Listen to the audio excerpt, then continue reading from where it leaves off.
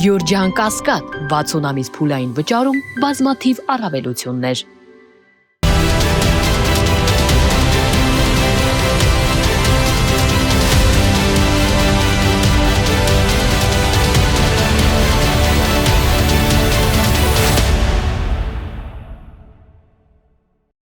Բարև ձեզ մեդիա հաբի հարգելի հետևորդներ, այսօր մեդիակաստ հաղորդման իմ հյուրն է Հայ ազգային կոնգրես կուսակցության փոխնախագահ Արամ Մանուկյանը։ Բարև ձեզ, պարոն Մանուկյան, շնորհակալ եմ հյուրընկալվելու համար։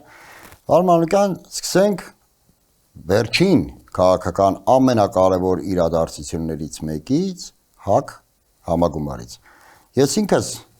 ներկա եմ համագումարին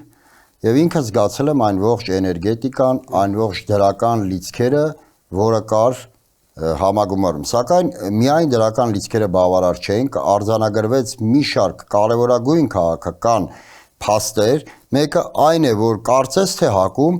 որոշ չափով, իհարկե ոչ ամբողջությամբ դա հնարավոր չի, բայց որոշ չափով ինչ որ սերնդափոխության նման մի բան տեղի ունեցավ, որտեղ մեծ թվով երիտասարդներ առաջադրվեցին վարչության կազմում, թե հետո ընտրվեցին, թե չէ, չգիտեմ, որովհետև արդեն ընտրություններին ներկա չէ, եւ հայտարարվեց լայն կոնսուլտացիոն աշխատանքների մասին ուժեղ Հայաստանի հետ։ Կխնդրեի անդրադառնայիք այդ երկու կարևոր հարցերին։ Շնորհակալ եմ։ Լավ համագումար էր։ Երկար ժամանակ պատրաստվում էինք 42 կազմակերպությունից, տարածքային կառույցներից պատվիրակներ կային։ Մենք ցանցային կուսակցություն ենք եւ փորձում ենք դա պահել, որովհետեւ բոլոր կուսակցությունների ընդհանրապես լավագույն ռեսուրսը մարդկային ռեսուրսն է։ Իհարկե նոր տեխնոլոգիաներ, նոր մեթոդներ, սոցիալական ցանցեր, բայց մեկ է ամենավստահելին մնում է մարդը, մարդկային ռեսուրսն է որոշում։ Եվ այդ առումով մեր խնդիրներից մեկը տարածքային կառույցները պահպանելն է, ուժեղացնելն է։ Այդ խնդիրը դիմանում ենք 20 քանի տարի ընդդիմություն ենք, բայց կարողանում ենք պահել հավատարիմների այդ կորիզը, այդ բանակը կա, ու դա շատ լավ է։ Դրա վրա հանգիստ կարող ես հենվել, հույս ունենալ, որ իրենք մշտապես պինդ են, գաղափարական են, ակտիվ են, գործունյա են։ Այդ առումով համագումարը ամփոփիչ բան էր, հավաքվել էին բոլորը միասին, միշտ իրար այսպես գորովանքով, ուրախությամբ, ողջագուրվելով են հանդիպում, շատ հաճախ չի լինում այդ հանդիպելու առիթները, այդ առումով շատ տոնական տրամադրություն էր։ Տոնական էր նաև նրանով, որ բազմաթիվ կուսակցություններ էին հրավիրված, համախոհ կուսակցություններ, եւ այդ համախոհ կուսակցությունները կարծես միանման, միաձայն ելույթներ ունեցան, բոլորը առանձնացնում էին կոնգրեսի դերը, կոնգրեսի կատարած աշխատանքները, ՀՀՇ-ն ներառյալ, եւ մենք նաեւ այդ դահլիճը հատուկ էինք ընտրել, դա այսպես ասած մեր դահլիճն է, մեր պատմական դահլիճն է, անկախության հռչակագրի, հանրաքվեի արդյունքում Գերագույն խորհրդի որոշման, այսինքն մեր բոլոր հաղթանակները, բոլոր դժվարությունները նաեւ այդ դահլիճի հետ են կապված, այդ դահլիճը մի ուրիշ տեսակ աուրա ունի, ուրիշ մթնոլորտ կա, ուրիշ ձև ես քեզ զգում, այնտեղ պետության, պետականության, պետությանը տեր կանգնելու զգացողություն կա, անկախության շունչը, չէ՞։ Անկախության շունչ կա, պատահական չէ, բոլոր ելույթ ունեցողները, բոլոր առանց բացառության, մի 5-6 կուսակցությունից ելույթներ եղավ, բոլորը նշում էին անկախության հռչակագրի կարևորությունը եւ անկախության հռչակագրի պահպանման կարևորությունը, հենց այդ ամբիոնից որտեղից հնչել է անկախության հռչակագիրը։ Դա էր շատ լավ, բոլորը նշում էին Տեր-Պետրոսյանի արածը, դրածը, նրա կարևորությունը հետ այսօրվա քաղաքական դաշտում, նրա խաղացած դերը եւ մի տեսակ շատ բարի համագործակցային մթնոլորտ էր տիրում եւ այդ մթնոլորտը ամբողջ համագումարի ընթացքում մնաց, տիրեց եւ բաժանվեցինք այսպես դրական հույսի ակնկալիքով, համագործակցության մեջ համագործակցության ալիքով, կարծում եմ վստահ եմ համարյա, որ կայանալու է այդ դաշինքը, կայանալու է մեծ ճակատ ստեղծելը, որովհետեւ գիտեք գնալով ավելի ընկալելի է դառնում լայն ճակատի անհրաժեշտությունը։ Գնալով կուսակցությունները եւ քաղաքական էլիտան, այսպես ասած, ընկալում է, որ սա սովորական ընտրություն չէ, որ պարլամենտ մտնելը երկրորդական, երրորդական խնդիր է, որ հիմա հայ ժողովուրդը պետք է այսպես ձևակերպեմ, հայ ժողովուրդը պետք է Ալիև Փաշինյան տանդեմը համագործակցությունը ոչնչացնի, փորձի այդ երկակի, այդ երկուսի, այդ զույգի մեր երկիրը քանդելու ծրագիրը կասեցնի։ Եվ դա չես կարող անել առանձին կուսակցություններով, դա չես կարող անել, երբ որ փոշիացած քաղաքական դաշտ է փորձում մտնել պարլամենտ։ Դա կարող ես անել միայն լայն կոնսոլիդացիայով։ Եվ այսօր դա փաստ է, հիմա իրականություն է, որ այդ հնարավորությունը ուժեղ Հայաստանի ձեռքում է եւ իրենք կարող են այդ կոնսոլիդացիոն խնդիրը լուծել։ Կարծես թե իմ տպավորությունը, իմ զգացողությունը, իմ ինֆորմացիան այդպեսին է, որ կայանում է այդպիսի բանը, այդպիսի դաշինքը եւ այդ լայն կոնսոլիդացիան ուղղակի մեզ կփրկի այս վիճակից, որովհետեւ եթե հանկարծ այս իշխանությունը վերարտադրվեց, դա որը Ադրբեջանի եւ Թուրքիայի ցանկությունն է, նրանք չեն էլ թաքցնում, բացահայտ իրենք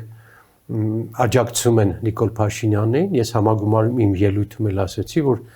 սա պատմության մեջ աննախադեպ բան է, որ ում այդ պատերազմել ես, ով քեզ կործանել է, ով Ղարաբաղը տարել է քո ձեռքից,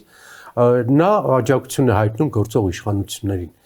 Եթե մեր հասարակությունը, եթե մեր քաղաքական ուժերը բան լինեին, այսպես շատ ակտիվ արձագանքող եւ շատ ակտիվ, այդ բանը չէր կարող տեղի ունենալ։ Սա աննախադեպ երևույթ է։ Ադրբեջանը բացահայտ աջակցում է Նիկոլ Փաշինյանին եւ հայտարարում է դրա մասին եւ սպառնում է, որ եթե այդպես չլինի, ապա պատերազմ կլինի։ Այնպես որ այդ առումով մեր համագումարի աշխատանքները համարում եմ արդյունավետ, դրական, մենք մի հատ էլ համագումար կանենք հաստատելու ընտրություններից առաջ ընտրական ցուցակը, հուսանք, որ այդ կոնսոլիդացիան լինում է, որովհետև այդ կոնսոլիդացիայի նպատակը միայն իշխանություններից ազատվելն է։ Իդեպ ես այսպես ասեմ, Կարեն, ներողություն, ոչ ցանկություն ունեմ խորհրդան մտնելու, ոչ որևէ ակնկալ, ոչ մի բան ես չեմ ուզում, բացի այն, որ իշխանափոխություն լինի, որովհետև Հայաստանի կործանումը այդ դեպքում կշարունակվի, սուվերենության կորուստը կշարունակվի։ Եվ գնալու սա շատերն են հասկանում, եւ եթե հասկանում են դա հաջորդ փուլն է, այդ հասկանալու արդյունքը պետք է լինի միավորվելը, որպեսզի այս իշխանության շարունակականությունը այդ շղթան կտրվի։ Դա գոյության խնդիր է, պետականության գոյության խնդիր է։ Եվ խնդիրը պետք է բարձրացնել այդ մակարդակի։ Ժողովուրդ, եթե ուզում եք պետականությունը պահել, եթե չեք ուզում դառնալ վասալային երկիր Ադրբեջանին, ապա պետք է գաք քվեարկեք։ Մոտավորապես այսպեսի պատմական քվեարկություն է, կամ այս ժողովուրդը իր մեջ ուժ է գտնում, քվեարկում է պետականության պահպանման օգտին, կամ էլ հանգած մնում է իր տներում, Նիկոլը գալիս է իր 10%-ով քվեարկվում է, մնում է իշխանության, հետո ասում ենք վայ, ես ինչ եղավ։ Առաջիկա 2 ամիսը հույս ունեմ քաղաքական ուժերը ճիշտ կօգտագործեն, թեպետ թուլացած, ես ձեր մի հաղորդումը նայեցի, որտեղ ասում եք ընդդիմությունը պետք է հիմա փողոցներում լցված լիներ, այդպես չի, իհարկե ուշանում ենք։ Շատ քիչ ժամանակ է մնացել։ Հենց դա է մտահոգությունը, որ դա ես էլ ինձ համար է մտահոգիչ շատ, որ հասարակությունը пассив է, ակտիվացման գործընթացն էլ ակտիվ չէ։ Կուսակցությունները հիմա դռնեդուր տնետուն տյանեն եթերից եթեր վազային, որ ասեն ժողովուրդ ջան, այս անգամվա քո քվեարկությունը պարլամենտի քվեարկություն չի։ Կամ գնաց պետականություն, գոյության խնդիր է, կամ պետությունը պահում ես, կամ դառնում ես Ադրբեջանին կից երկիր։ Սա ցավալի իրողություն է։ Եթե մարդուն կարողանաս իր ասֆալտային մտածողությունից, իր կուկուռուզային մտածողությունից, իր բանից բարձրացնես թոշակային մտածողությունից բարձրացնես վերև, ասես ժողովուրդ, եթե քո թոշակը 100,000 կարող ավելացնի, բայց Ադրբեջանն ավելացնի, դա է քեզ ձեռ տալիս։ Քո ասֆալտը կարող է տունը 5 տակ 4 կոմա ասֆալտ անեն, դա է քեզ պետք, քո երկրի, քո երեխու անվտանգ ապագան այս երկրում սովորելու, ապրելու, ամուսնանալու իրավունքն է քեզ կարևոր, անկախ խոսելու, անկախ մտածելու իրավունքն է կարևոր, թե ասֆալտը։ Այս դիլեման պետք է լուծվի։ Սա է այսօրվա Ինչ խնդիրը։ վերաբերում է կոնսոլիդացիային, ապա համագումարի ժամանակ ուժեղ Հայաստանի կողմից հնչեց այն համոզմունքը, որ Լևոն Տեր-Պետրոսյանի հայտարարությունը կոնսոլիդացիայի հետ կապված ոչ թե մարտավարական հարց է, այլ ստրատեգիական, հրամայական է։ Այսինքն կոնսոլիդացիայի ձգտում է բոլորը, իրական խոսքս, իրական ընդդիմադիր ուժերի մասին է եւ կարծես հենց այդ ելույթն էլ ուժեղ Հայաստանի կողմից հույս ներշնչեց, որ իրականում տեղի կունենա այդ կոնսոլիդացիան։ Սակայն ես կարծում եմ, որ վստահ եմ, որ դուք կիսում եք այդ մոտեցումը, որ դա չպետք է տեղի ունենա երկու ուժերի, այլ հնարավորինս մեծ, ավելի մեծ թվով։ Ինչ է կարծում, պարոն Մանուկյան, այն ուժերը քաղաքական, որոնք հրավիրված էին համագումարին ու որոնք բոլորն էլ կարծես գործում էին նույն տրամաբանությամբ, որ այո, պետք է կոնսոլիդացիա լինի։ Այդ մնացյալ ուժերը նույնպես կմիանան այդ Գիտեք, ճակատին։ Միացում է բերում, ուժ է բերում, որ ասում են փող է բերում։ Եթե կայանում է կորիզը, 4 կողմը միանալու ցանկությունները ավելանում է, ձնագնդի էֆեկտ է սկսում աշխատել։ Ես հիմա կարծում եմ հենց այդ process-ի մեջ ենք, որովհետև արդեն երևում է այդ բանը, կոնսոլիդացիան, եւ որքան սկսում է կարծրանալ ու ռեալ դառնալ այդ բանը, միությունը, նրա շուրջը հավաքվողների ցանկացողների քանակը ավելանում է, որոնք կամ զգում են, կամ իսկապես մտահոգ են, կամ պատեհապաշտ են, չեմ ամեն ինչ էլ հնարավոր է լինել, կամ զգում են, որ հաղթող ուժը վազենք հետևից մտնենք, մի բան կստացվի։ Բոլոր բաներն էլ ես ռեալ եմ համարում, թող լինի ցանկացած բան, այդ կարգի արդյունքը լինի։ Արդյունքը լինի։ Իսկապես արդյունքը ինձ համար հավատացեք, բացարձակ կարևոր չի, ինչ ուժեր են անցնելու, ով է դառնալու վարչապետ, ինձ համար կյանքի մահվան խնդիրը Նիկոլի մնալ չմնալը։ Այս երկի մնալու, չմնալու, այս երկի ինքնությունը պահելու, չպահելու խնդիրը կախված է Նիկոլ Փաշինյանը հունիսի 7-ին կլինի, թե չի լինի։ Որտեղ ես ակնհայտ տեսնում եմ, դա տեսնում եմ փաստերով, դա տեսնում եմ ողնաշարով, դա տեսնում եմ ամբողջ այս վերլուծությունը իրականությունը նայելով մեր 4 կողմը կատարվող իրադարձություններով եւ ակնհայտ վերլուծությունը ցույց է տալիս, որ Նիկոլի վերընտրվելու ժամանակ Հայաստանը ամբողջապես կորցնում է իր սուվերենությունը։ Սա մահ է, սա Հայաստանի պետականության մահն է։ Եվ որպեսզի չգնանք Հայաստանի պետականության մահվան, ժողովրդին պետք է ոտքի հանել եւ ուղարկել ընտրությունների, որպեսզի Նիկոլը չշարունակի իշխանապողություն։ Իր իշխանության շարունակությունը Հայաստանի կործանման շարունակությունն է։ Սա է խնդիրը։ Թե չէ պարլամենտ, դեպուտատ, ինչ պարլամենտ, ինչ դեպուտատ։ Երկիրը ձեռից գնում է, քաղաքական ուժերը մտածեն, թե դասական քաղաքական պայքար չի սա։ Բացարձակ, իհարկե բոլոր կուսակցությունների ծրագիր են ներկայացնելու, ցուցակ են ներկայացնում, դա օրենքն է։ Այդ բոլորը պետք է անեն, մենք էլ պետք է անենք բոլոր, բայց գաղափարը եւ մտահոգությունը, որ մեր երկրի ճակատագիրն են որոշելու, այս շատ լուրջ բան է։ Սա պետք է յուրաքանչյուրին հասցնենք։ Գիտեք, պարոն Մանուկյան, Նիկոլ Փաշինյանը օրերս հանդես եկավ ճեպազելույցով, եթե չեմ սխալվում, կառավարության նիստից հետո եւ նախ ասաց, որ եկեղեցին շեշտադրում է անում, հղում է անում Արցախին, իսկ Արցախին հղում անելը դա նշանակում է պատերազմ հայտարարել Ադրբեջանին եւ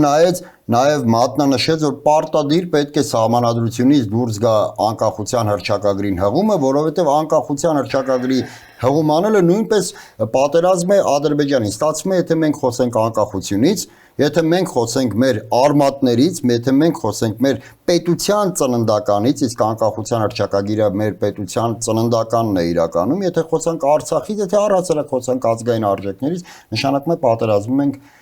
Ադրբեջանի հետ։ Հասարակությունները գիտեք երբ են ուժեղ։ Դա հայկական բանաձև չէ, էլի հայկական կանոն չի։ Երբ որ ունեն ուժեղանցյալ, հարգում են այդ անցյալը, պատվում են, դաս են քաղում այդ անցյալից, այսինքն անցյալի ժառանգությունը դա մեծ ժառանգության մասն է խոսքը։ Մշակութային, պատմական, քաղաքական, գիտական, այսինքն այդ բոլոր ամբողջ ժառանգությունը, ինչը քեզնից առաջ է եղել, դա քեզ ուժեղացնող գործոն է, շատ ուժեղացնող, որտեղ դու դրանով բարձրանում ես, հպարտանում ես, դրանով դաստիարակվում ես, երեխեք ես դաստիարակում։ Եվ դու ամբողջ հասարակության ֆունկցիան այդ գործող քաղաքական ուժերի էլիտայի իմաստը հետևյալն է, այդ ժառանգությունը որ կա, վերցնել, եթե կարող ես հարստացնել եւ փոխանցել հաջորդ սերնդին։ Իսկ հաջորդ սերնդին փոխանցելու բանը, որպես այդ շղթան աշխատի, կրթությունն է։ Դա անում ես անհատական, կրթական, բուհական, տպագրական, գրքային, ֆիլմային բաների միջոցով, որ ես ընդհանուր առմամբ անվանում եմ կրթություն։ Եվ հիմա Նիկոլ Փաշինյանը այս ուժեղ հասարակությունը թույլատնելու համար եւ մեզ զրկում է անցյալից, ցեղասպանության խնդիրը, սփյուռքի խնդիրը, եկեղեցու խնդիրը, այդ ամենը կարող եմ շարվեշարան ասել, կտեսնեք, որ իսկապես մեր ինքնության կտրելու գործընթաց է գնում։ Քեզ կտրում են քո անցյալից։ Դրա մեջ ինչու եմ սա երկար պատմում, դրա մեջ նաեւ հռչակագիրը, Ղարաբաղյան շարժումը խնդիր են դրել, ուղղակի քրտ կտրեն, կարող է փոխեն հիմնել, փոխեն ամնիշնել, փոխեն երրորդ հանրապետությունը, այլևս իրենց բան ցուցակում չկա։ Եվ հաջորդ քայլն էլ բանն է, կրթությունն է, այս կրթության համար գոնե երկու այլանդակ գործընթաց կարող եմ ասել, այդ քաղաքի ստեղծումն է, որը նշանակում է ամբողջ Հայաստանի բուհական համակարգը կտրում արմատահան են անտեղա փոխում են ինչ-որ մի հատ կոնսերվի մեջ եւ գյուղական դպրոցների փակելը ես շատ եմ խոսել 230 գյուղական դպրոց փակվում է, այդ նշանակում է սահմանամերձ դատարկվում են 55 սահմանամերձ գյուղ դատարկվում է եւ կրթական գործընթացն է կտրում դարձ, այսինքն այս շղթայի մեջ Նիկոլի քաղաքականությունը այնպես պատահական չի, անցյալը եւ ապագան ոչնչացնում են, կտրատում են, մեջտեղ մնում է թուլացած հասարակություն, մեր հասարակությունը դրա համար այսօր sense пассив, հանգած, փուշը կորցրած հասարակությունը։ Երբ որ ինքը ստեղծում է այդ թուլացած հասարակություն, որը չի ոստանում, կռիվ չի տալիս, ինքը կարող է ցանկացած բան արդեն այդ հասարակության հետ, ոնց որ անեստեզիա վերաբան անես, թմրացնես եւ ինչ կարող ես, ինչ գործողություն կարող ես անել։ Էս է գնում։ Եվ մեր այսօրվա հանրային пассивության արդյունքը հենց դա է, որ իրան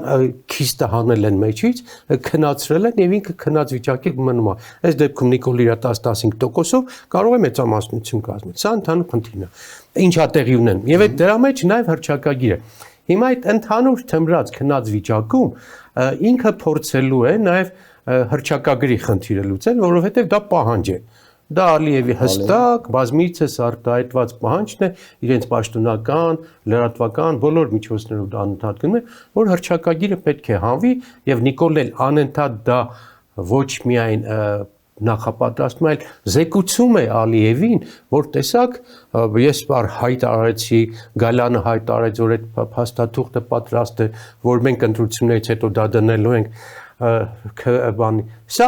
հաշվետվություն է հասկանում եք ինքն իր բոլոր քայլերով եկեղեցու հետ կապված գնում է Եվրոպա, բայց Եվրոպայում զեկուցում է որ ես KGB-ական տերտերների դեմ պայքարելու եմ, որտեղ մենք սովետական KGB, իսկ այդ պատվերը ով չգիտի, որ Ադրբեջանից բազմիցս անգամ հնչել է եկեղեցու դեմ պայքարը, դա խաղաղության համայ պայքար է Հարավային Կովկասում, նույնը հռչակագիրն է։ Հռչակագրի հետ կապված ուզում եմ երկու բառ ասել, շատ եմ ասել, բայց ասելու եմ հարյուրապատիկ անգամ։ Այդ հարցը հանրաքվեի դնել չի կարելի։ Անկախ նրանից ինչ ելք կստացվի, որովհետև տեսեք, հանրաքվեն սովորաբար լինում է երկու ելքանի, այո կամ ոչ, կամ դու համաձայն ես Ժողովուրդ ջան, որ հանրաքվեն որոշում է, որ հռչակագիրը դուրս է գալիս համնadrությունից, կամ մնում է։ Եթե դուրս է գալիս, տեսեք ինչ է ստացվում, որ Ալիևի ակնհայտ բաց պահանջը Նիկոլի բերանով նշանակում է, որ մեր ժողովուրդը, որը ինքն իր անկախությունը քվեարկել է հանրաքվեով, գերագույն խորհուրդ ընտրելով, հռչակագիր ընդունելով, ինքն իր ձեռքով իր անկախության հռչակագիրը հանում է։ Սրանից անարժանապատիվ բան, ոնց որ դու վերցնես քո երեխուն մանկատուն տաս, քո ծննդական վերցնես, պատռես, քո անձնագիրը վերցնես, ոչնչացնես, քո ինքնությունը ոչնչացնես։ Դա մի ելքն է, որ եթե հանկարծ ստացվում է, դա մի խայտարակ բան է ստացվում, այսինքն հայ ժողովուրդը ինքն իր ձեռքով մերժում է ինքն իր ծննդական իր անկախության հռչակագիրը, որը Նիկոլը պետք է ներկայացնի այսպես, որ դա պատերազմի հրձիգություն է։ Հայ ժողովուրդ, եթե հանկարծ դու քվեարկեցիր, որ մնում է այստեղ, Ալիևը հարձակվում է։ Այս շանտաժ։ Սովորական շանտաժ քաղաքացուն, որ գնա քվեարկի, թե չէ նա Ալիևը կանգնած սահմանի վրա գալու է կրակի։ Այս մեկ, եթե մերժում է Սա Ալիևին այս բացատրեմ այսպես մերժում է որ հանում ենք հանրակրվեով եւ կրճակագիրը մնում է համնadrության մեջ սա արդեն Ալիևին բան է տալու հնարավորություն որ դուք չարեցիք ինձ ձեր կոնֆլիկտացին հրճակագիրը մնացել է եւ մենք իրավ ենք էսկալացիայի նոր ալիքա ստեղծում այսինքն երկու ելքն էլ կոնֆլիկտ են իրենց մեջ մեկ արժանապատվության կորուստ, մեկ հայ ժողովրդի հավաքական արժանապատվության նվաստացում, ոչնչացում, մյուս կողմից, բայց խնդիրը երրորդ վտանգն էլ կա, պարոն Մանուկյան, ներողություն, որ ընդհատեցի, երրորդ վտանգներ կա, եթե նույնիսկ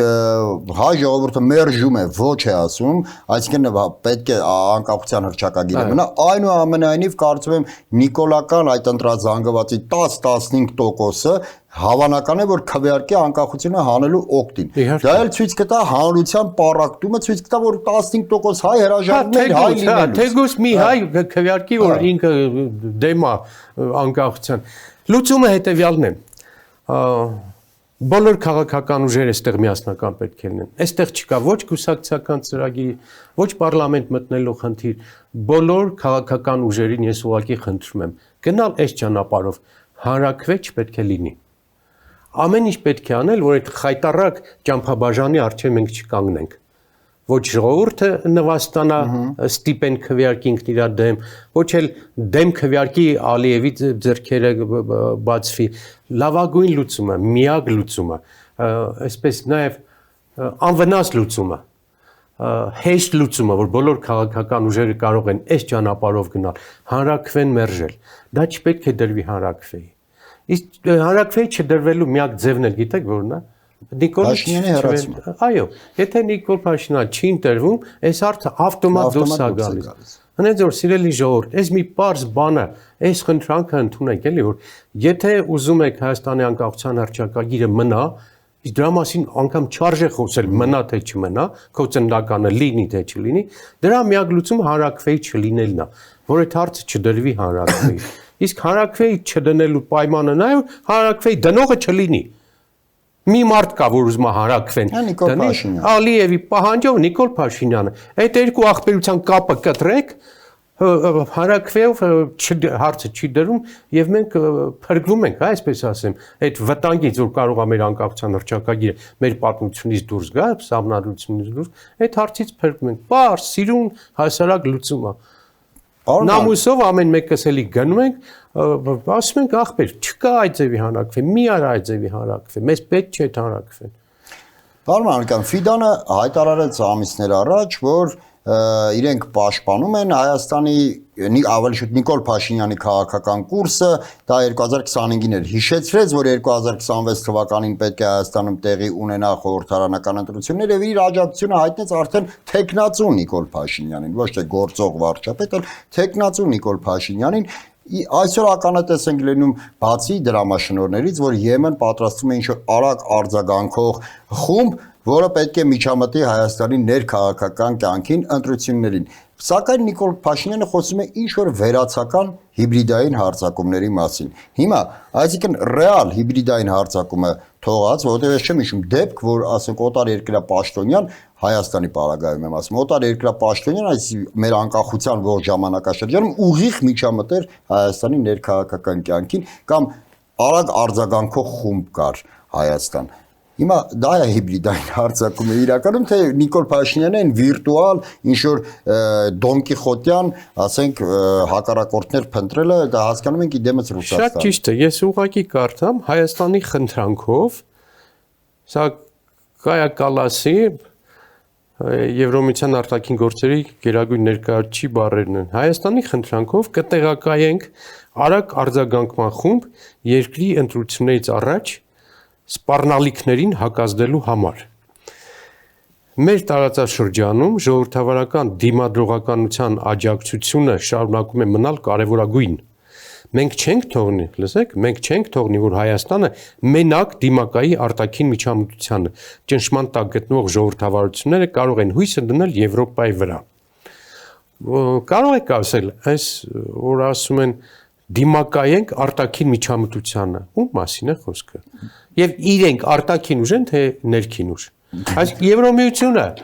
հայաստանյան ներքին ուժ է, հա, իրեն պատկերացնում Ստացվում է է այդպես։ ներքին ուժ, որ ինքը արտաքին ուժերի նկատմամբ դիմադրողականություն պետք է բարձրացնի 15-20 միլիոն դոլար տալիս են Հայաստան հիբրիդային բան։ Ում մասին է խոսքը։ Վստահ եմ Ռուսաստանի։ Իհարկե Ռուսաստանի, որովհետև այս նույն սխեման, նույն ռեժիմը կիրառվեց գոնե երկու երկրում, Մոլդովայում եւ Ռումինիայում։ Եվ իրենք հստակ էդ ասում են։ Եվ վերջին Նիկոլ Փաշինյանի ելույթը բանում Եվրոխորհրդում հենց դա է նշանակում, որ տղա բերեք, եկեք ինձ օգնեք այս հիբրիդային պատերազմում եւ եթե հանկարծ ես պարտվեմ, ինձ բան արեք, բուքսիր արեք, ռումինական տարբերակ, մոլդովական տարբերակ կիրառեմ, իսկ մոլդովական տարբերակի եւ ռումինական տարբերակիությունը հետեւյալն է։ Ոչ հաճելի ուժին, որը կարող է գալ իշխանության, հանել շարքից։ Ռումինիայի պրեզիդենտը ընտրվեց առաջին փուլում բարձր ձայներով, երկրորդ փուլ չթողեցին մասնակցի, որովհետև իրան ձևակերպեցին, որ Ռուսաստանը TikTok-ային բաների միջոցով կարողացել է օգնել այդ տեխնացուն, ու այդ տեխնացուն թափից հաղթող տեխնացուն հավետ ցուցակից։ Չթողեցին մասնակցի։ Նույնը տեղի ունեցավ Մոլդովայում։ Այսինքն, եթե իրանք տեսնում են, որ կա ուժ, կա մարդ, որը կարող է հաղթել գործող իշխանությունը, բայց մենք այս բանն ենք սկսել շատ կիրառել, իրենց շան տղան չի, այդ հետք է մի կողմն է։ Կարևորը պետք է հաղթի իրենց շան տղեն, ով ուզում լինի, բայց իրենց շան տղեն պետք է լինի։ Հիմա ձեզ ասեմ, հիմքերը արդեն երևում է, որ այս իշխանությունը գնում է ճանապարհով, Դանիկը Յոնեսյան արդեն քրական գործ է բանանուր, դրսից մարդիկ են բերելու, ուժեր են գալու, ճնշումներ լինելու, արդեն հայտարարում են կգբ-ական եկեղեցիականներ եւ այլն քաղաքացիներ պետք է գան եւ փորձում են ստեղծել այն միջավայրը, որով կարող են կուսակցություն հանել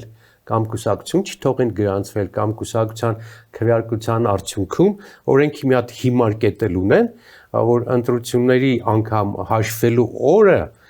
կարող են ընտրությունները չեղյալ հայտարարել։ Տեսեք ինչ աբսուրդ է, ինչ է ստացվում։ Այսինքն կարող են հաշվել, օրվա վերջը հաշվում են քվեաթերթիները եւ տեսնում են, որ իրենք պարտվում են։ Չեղյալ են համար։ Հավանական սցենար էլի։ Մի երկու դեբոշ կանեն, մի երկու բան կանեն, կհիմնավորեն, որ միտեղ լույս անջատվեց, միտեղ մեկը մյուսին ծեծեց, մեկը մյուսին տարավ տանը պայթեն, բան կգտնեն, որի արդյունքում ընտրությունները համարվում են չեղյալ։ Բայց դա այն ժամանակ, երբ որ հաշվել են քվեաթերթիկները, Տեսել են պարտվել են։ հա, տեսել են, պարտվում են, այդ ժամանակ կարող են իրենք պատրաստվում են այդ ձևի բաներ անելու են, փորձելու են նաև մոլդովական սցենար, ռումինական սցենար, բայց իրենք սրանով, ձեզ ասեմ, փողոցն են լցնելու, որովհետև եթե քաղաքական ուժերը, եթե ժողովուրդը ընտրում է Կարենին, բայց ձևակերպվում է Արամը, Կարենի ժողովուրդը բնականաբար իր իրավունքները պետք է պահի, որ ուժն է լինի, ինքը եթե տեսնում է, որ հաղթել է, պետք է փողոց լցվի եւ ստեղծվի այդ ժամանակ կարող է ստեղծվել հեղափոխական իրավիճակ, որը իհարկե լավ չի, բայց իշխանությունները վստահ եմ նաև պատրաստում են դրան, որովհետև իրենց համար Ալիևի հանձնարարությունները կատարելը սրբության նման մի բան է։ Իրենք պետք է այդ հանձնարարությունները կատարեն։ Չի բացառում, որ Ալիևն էլ ուղիղ միջամտի Հայաստանի ներքին գործերին, արդեն ուղիղ միջամտի։ Դրա կարիքը չունի, որովհետև ինքը ունի տեղակալ, որը կատարում է ամեն ինչ նրա արանգով, ինչի կարիք կա ինքը անելու, եթե իր ասածները ուրիշ անող կա այստեղ։ Դրա կարիքը չկա։ Բոլոր իր հանձնարարությունները նույնիսկ ես մտածում եմ դպրոցների փակելը, չգիտեմ, այս բոլոր գործընթացները եկեղեցին բանակի կրճատելը, ախր այնքան բան կա, որ սրանցից յուրաքանչյուր իրա կարելի է կանգնել 2-3 ժամ խոսել։ Բանակի կրճատում, այս բային հետ եկավ։ Ախր որ ապուշը կարող է ոչ պատերազմը ավարտված վիճակում, կիսապատերազմական վիճակ չունեն, չէ՞ խաղաղություն։ Ամեն վարքյան եւ դրսի էս ամբողջ թոհուբոհի մեջ եւ մեր լարված հարաբերություններ կարող է մի կայծից կարող է Նիկոլ Փաշինյանը հայտարարեց, որ բանակը չի մեր անվտանգության կարևոր։ Դե հիմա ցանկացած ապուշություն կարող են հայտարարել։ Իհարկե անվտանգությունը կազմված է բազմաթիվ կոմպոնենտներ, արտաքին կապեր, դիվանագիտական կապեր, ռազմավարական կապեր, բարեկամների գոյություն, ուժեղ տնտեսություն եւ այլն, բայց բանակի գոյությունը եւ բանակի ուժեղ լինելը անվտանգության հիմնական, եթե ոչ ամենահիմնական բանն է, գործոնն է։ Ինչի մասին է խոսքը։ Երրորդ դասանցում գնա հարցրու ասի, երկիրը պաշտպանելու ամենալավ միջոցը բանակն է, զինվորն է։ Ու դու խես բանակը կրճատում։ Խես ներքին զորքերի կրակելու իրավունքը հանում եւ գվարդիա ստեղծում հազարավոր, քեզ պահելու, սահմանը պահելու փոխարեն քեզ պահելու համար։ Որ մեկը ասես, այսինքն հիմա իմ ասած պարզ չի որ Ալիևի հրահանգով այս բոլոր գործընթացներում եւ խելոք գլուխը կա, խեզունաս ինքը կատարում է։ Մինչդեռ մեր իրավունքները, ղարաբաղցիների իրավունքները, հուշարձանների ոչնչացման իրավունքները, մեր միջազգային հայտերը, մեր ինքնորոշության, մեր պատմության ոչնչացում, մեր ներքին դասագրքերի փոփոխությունը, Արարատի միջամտություն այլ նկատի ունեի իր պարտության դեպքում, Նիկոլ Փաշինյանի պարտության դեպքում խնդրի Ալիևին, որպեսզի Ալիևը ինչ-որ թեկուզ լոկալ ինչ-որ էսկալացիայի դիմի սահմաններից մեկում այնուհետև հայտարարի այդ տեսակ ընդդիմությունը հաղթեց, այս էլ իմացած պատերազմ է, խնդրեմ։ Եվ հայտարարի արտակարգ ձեր ասացի ուրիշ տարբերակն էլ ձևակերպումով կա։ Արտակարգ դրությունը հայտարարում ընտրությունից առաջ կամ ընտրության ժամանակ եւ չեղյալ անում բաները։ Տեսական այդ հնարավորություններն էլ կա։ Բայց այս ամենը կրկնում եմ, անհնար է դառնալու այն դեպքում, երբ կա ժողովրդական համախմբվածություն։ Այսինքն ժողովրդական համախմբվածությունը փակելու է նաեւ այդ բոլոր տեսական հնարավոր ճանապարհները, որով կարող է ընտրությունները չկայանան, չեղյալ հայտարարվեն կամ կեղծվեն։ Լավագույն միջոցը տվյալ դեպքում ոչ թե քաղաքական ուժերն են, այլ քաղաքական ուժերի շնորհիվ հասարակության ակտիվացումը, հասարակության փողոց դուրս գալու պոտենցիալը, պատրաստակամությունը, եթե դրա առիթը լինի։ Այս դեպքում իշխանությունը ոչինչ չի կարող անել։ Այս նաև կարևոր է այդ մեծ կոնսոլիդացիան ստեղծելու համար։ Եթե այս պահին, ասենք, ամենահնարավոր տարբերակը Սամվել Կարապետյանի ուժեղ Հայաստանի շուրջ համախմբվելն է, եթե այդ կոնսոլիդացիան, այդ դաշինքը կայանում է եւ մեծ է կայանում, ոչ ռումինական տարբերակ ես դեպքում կգործի, ոչ մոլդովական տարբերակ, ոչ էլ կեղծելու տարբերակները կսկսեն աշխատել։ Մեծ դաշինքը երաշխիքը իր հաղթանակի։ Մեր ժողովուրդը պետք է գնա այս ռեֆորմով, այս տարբերակով եւ կրկնում եմ, պարզ գիտակցելով շատ պարզ մի հատ տրամաբանություն, սա պարլամենտ գնալու ընտրություն չէ։ Սա մեր հերթական ճակատամարտն է մեր երկրի գոյությունը պահելու համար, մեր անկախությունը պահելու համար։ Պարոն Մարկյան, խոսեցիք մոլդովական, ռումինական տարբերակից եւ Դանիել Հովհաննիսյանի գործողություններից այդ քրեական գործ հարուցելու բան եւ այդ կապված հիշեցի մի կարևոր իրադարձություն նույնպես որը քաղաքական եւ իրավական առումով նոնսենս է։ Խոսքս արտաքին հետախուզության զեկույցի մասին է։ Սովորաբար նման գերատեսչությունը հանդես է գալիս զեկույցով, որի հիման վրա երկրի ղեկավարը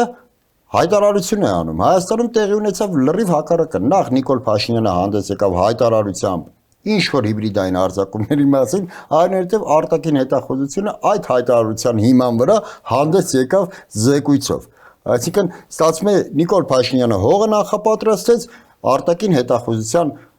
կառույցն էլ այդ հողը ընդամենը օրինականացրեց։ Հիմա դրանով նաև հողը նախապատրաստում ոչ միայն պարզապես արգելելու ուժերին մասնակցելու, այլ նոր քրեական գործեր հարուցելու, նոր ռեպրեսիաների, կալանավորումների, քրեական մեղադրանք հարուցելու։ Լավ, ի վերջո ինչքան կարող են Հայաստանի բանտերը լցվել քաղաքբանտարկյալներով, չէ՞ որ այդ ամենը պետք է վակուում առաջացնի, նաև հենց հասարակության մեջ պետք է պայթեցնի հասարակությունը իր դժգոհություններով, չէ՞։ Ես կարծում եմ դա լինելու է, դա հասունանում է եւ երբեմն շատ դժվար է հաշվարկել, թե դա երբ է լինում։ Այդպիսի պայթունները ժամանակի առումով անսպասելի են։ Սովորական մի հատ կայծն էլ կարող է բռնկել երկրորդ համաշխարհային պատերազմի սկսելու համար, նույնիսկ մի հատ տարբերակ կա, որ պրինցի սպանությունը պատերազմի բանդար է։ Դա չի նշանակում, թե այդ պատերազմը չէր լինելու։ Ես ընդհանրապես խոսում եմ այն ժամկետի մասին, երբ կարող է այդ կայծը բոցի վերածվել։ Այնպես որ Հայաստանում կա ներքին դժգոհություն։ Ակնհայտ է ում հետ խոսում ես, ասում են, այս գիժով է, այս գժի ձեռը կրակն ենք ընկել, բոլորն են այդ խոսույթը կիրառում, որտեղ ուզում ես գնա։ Բայց դեռ այդ բանը չարխը դեռ լա կայծը ոչ չի տալիս, կայծը կա ներսում, էներգիան կա, բայց ոչ տալու process-ը դեռ չկա, բայց կրկնում եմ դա կարող է լինել անվերահսկելի։ շատ տեսություններ կան, որ անգամ չեն էլ բացատրում, թե ինչու է այդ ժամանակ եղավ։ Հասարակության մեջ, ընդհանրապես հասարակություններում, մասսաների, զանգվածների մոտ երբեմն ոչ կանոնիկ բաներ են աշխատում։ Պայթունները կարող է կանխատեսելի չլինեն։ Կարող է այդպեսի բան լինի Հայաստանում, չգիտեմ։ Դա իհարկե լավ չի, բայց իշխանությունները տեսեք, այդ ինչ որ ասեցիք, մի հետաքրքիր մոդել են կիրառում, սա էլ կիրառվող մոդել է։ Իրենք քանի որ չունեն դրական արած բան, մեծ խնդիրների մասն եմ խոսքում, էլի ասֆալտը չի կամ բանը, ավտոբուսում պարգալը չի։ Իրենք մեծ առումով այս երկրի պետականության, անվտանգության համար չունեն մեծ բան արած։ Եվ եթե չունեն իրենց մատուցելիքը, ապա իրենք գնում են ընտրությունների թշնամիներ գտնելով, մեղքերը բարթելով ուրիշների վրա, բաներ գտնելու, որ ամբողջ մաղձը, ամբողջ էներգիան թափես այդ կենտրոնի վրա, որը քո հակառակորդն է, ու դրանով արդարացնես քո գոյությունը, քո վերարտադրվելը։ Եվ իրենք այս մեթոդը արդեն կիրառում են քանի տարի, այդ կենտրոնները եկեղեցին է, գիտնականներ, զինվորներ, բաներ, գեներալներ, որը դավաճանեց, Մոսկվան է, այսինքն քաղբանտարկյալներն են, որոնք պետության դեմ են խոսում, այն բանի աղջիկն է եկել ցեղասպանության թանգարանի, որ գիրք է նվիրել, մեղավոր հասկանում եք, մենք գնում ենք խաղաղության, ինքը ամերիկյան բանի փոխնախագահային գիրք է նվիրում, այդ ինչ հանցագործ։ Ղարաբաղյան շարժման մասին խոսում են, հասկանում եք, Արամ Մանուկյանը ներկայացում է, բանը ցուցահանդես է բացում Վանաձորում, նվիրված Ղարաբաղյան շարժմանը, ու իշխանությունները դրանից բանը գազազում են, գզվրտվում են, այս ինչ է տեղի ունենում, Ղարաբաղյան շարժումը փակվել է։ Այդ ո՞նց է Ղարաբաղյան շարժումից խոսում։ Ինչ հռչակագիր։ Թշնամի են գտնում, հակառակորդ են գտնում, որոնք իբր թե խանգարում են իրենց խաղաղության գործընթացին։ Ես բերում եմ խաղաղություն, իսկ դուք ով եք եղել, որ բան եք անում, հանկարծ Ղարաբաղյան շարժում եք հիշում կամ այդ մեթոդը մի անգամ աշխատեց, բայց հիմա չի աշխատելու։ Մեղավոր գտնել քո հաջողությունների համար Ռուսաստանն է, Վրաստանն է, Պարսկաստանը չի ուտվի այդպես։ Պարոն Մանուկյան, իդեպ կարծեմ կարելի է հենց իշխանության ներկայացուցիչներին էլ ինչ-որ կոչով դիմել, այ լավ հիշացրեցիք ցեղասպանության թանգարանի տնօրենը։ Նայեք, ԱՄՆ փոխնախագահը եկել է եւ գնացել է ցեղասպանության թանգարան։ Տրամաբանությունը հուշում է, որ այդ աղջիկը ԱՄՆ փոխնախագահային դժվար Ժյուլ Վերնի վեպերից նվիրել։ Կամ պետք է Արցախի շոկոլադ չէր տալու, կամ պետք է Արցախի մասին գիրք նվիրել, կամ ցեղասպանության երկու դեպքում էլ կվնասել, կամ հայ-թուրքական հարաբերություններ։ Հիմա այս իշխանության տարբեր տրամաչափի ներկայացուցիչներ մշտապես Դամոկլես սուրը գլխներին կախված է եւ նրանք երբեք չեն իմանա երբ այդ սուրը կիշնի իրենց վզին։ Արդյոք նրանք նույնպես պետք է ի վերջո շահագրգիռ չլինեն արդյոք ազատվելու այնպիսի մի ղեկավարից, որը ոչ adekvat է իր գործողություններին։ Պատասխանեմ, նախ տեղեկացնեմ, որ Վենսին տված գիրքը ամենևին բանի Ղարաբաղի մասին չի եղել, ոչ էլ ցեղասպանության մասին, այլ այդ ժողովածուն եղել է Միացյալ Նահանգներում հրապարակված փաստաթղթերը, մամուլի նյութերը, որոնք հայերի կոտորածներին են վերաբերում։ Այսինքն դա Ամերիկայում հրապարակված անգլերեն գիրք է, որը տվել են ամերիկացուն։ Այդտեղ հայ է հեղինակը, բայց ամերիկյան լրատվամիջոցն է։ Ձեզ ասեմ, ձեր հարցի պատասխանը, իշխանությունը միատար չէ։ Իշխանությունը ունի մի հատ կորիզն անջատված բաների, նվիրալների, որ Նիկոլա Մանանի Կուկուրուզուտի սաղտի կուկուրուզուտ են, մորուկ պայի մորուկ են պա, ցիլո դնելու, այդ նվիրալների, այդ ստորաքարշների խումն է, որը ամեն ինչ անելու են թիմ կողքը մնան, որովհետև գիտեն հանկարծ եթե ինչ-որ բան եղավ իրանց էլ ալին, բայց կա ավելի մեծ խումբ, որոնք իսկապես մտածում են այդպես, ես գիտեմ մարդիկ, որ այդպես են մտածում, որ կամ թռնելու են ժամանակին կամ քվեարկելու են ոչ այդպես կամ իրանց ներսում կռիվ են տալիս դուրս գամ կամ դուրս չգան,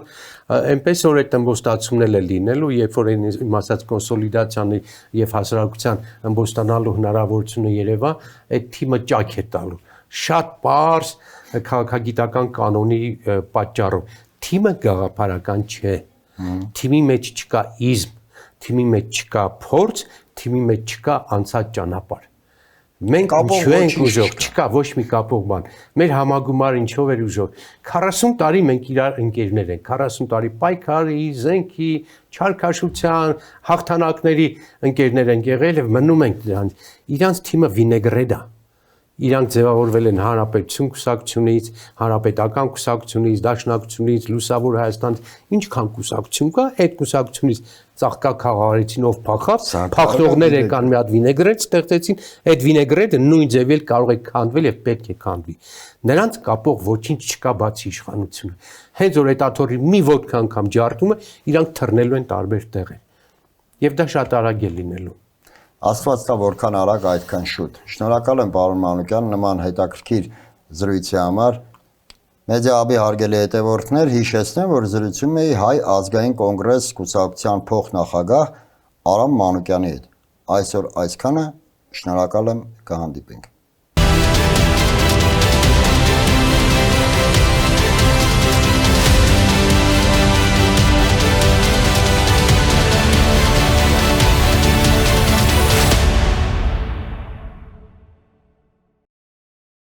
Գյուրջան Կասկադ 60 ամիս փուլային վճարում բազմաթիվ առավելություններ